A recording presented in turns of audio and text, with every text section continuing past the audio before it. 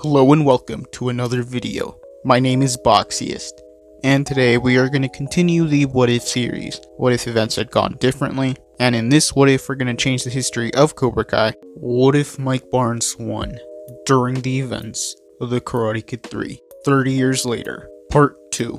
So if you guys haven't seen the previous two parts, I would recommend you go watch them before continuing this one. So in this timeline, Miyagi-Do and Cobra Kai would prepare for the All Valley. Johnny would want Miguel to compete, since he trained in a very similar way to Cobra Kai, and all Miguel needed was to master defense. Daniel would agree, so Miguel would start training to compete against Cobra Kai.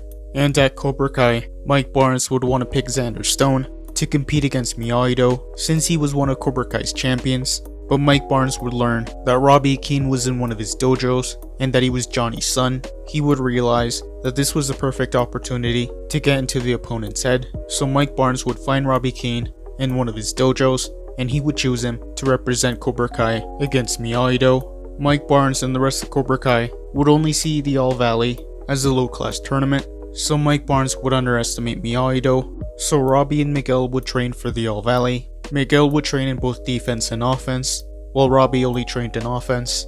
And the night of the All Valley, Miguel and Robbie would enter, and Johnny would be surprised to see Robbie representing Cobra Kai. Daniel would look at Johnny, and he would ask what was wrong. Johnny would tell him that Robbie was his son, but Daniel would tell Miguel and Johnny that they needed to put that aside, and that tonight was about their victory, and the first step to taking down Cobra Kai. And Miguel and Robbie would make it to the finals, and Robbie would fight aggressively in a similar way that Mike Barnes fought Daniel in 1985, and he would score the first point. Miguel would be caught off guard, but next time, Miguel would be prepared. He would use a combination of both offense and defense, and he would get the next point. The match would go into sudden death. Robbie would continue fighting aggressively, while Miguel used a combination of both offense and defense, and Miguel would get the point, so Miguel would be the All Valley champion. Miyagi-Do would celebrate. This would be the first time in years Cobra Kai lost to another dojo.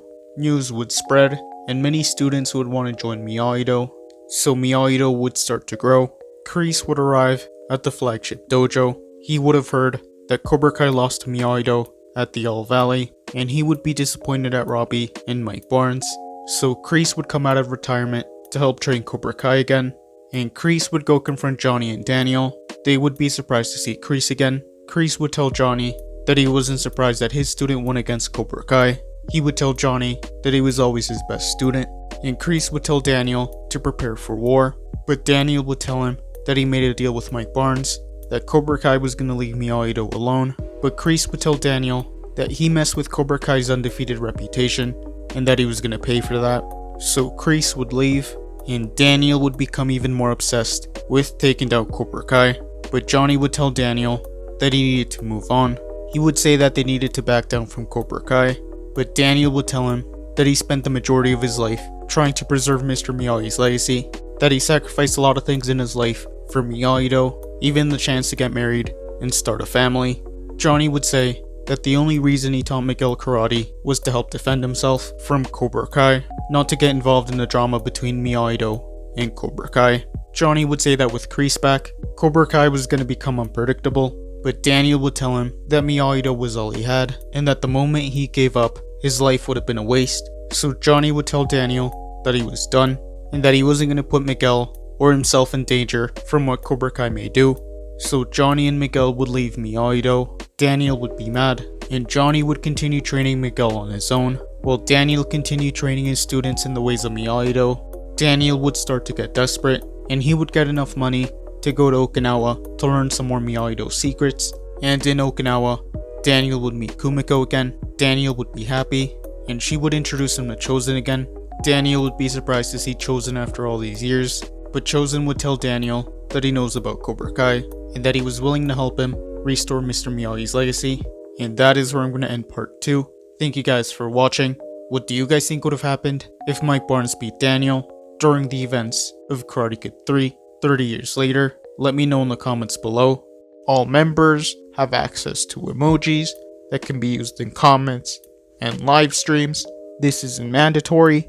This is only something extra.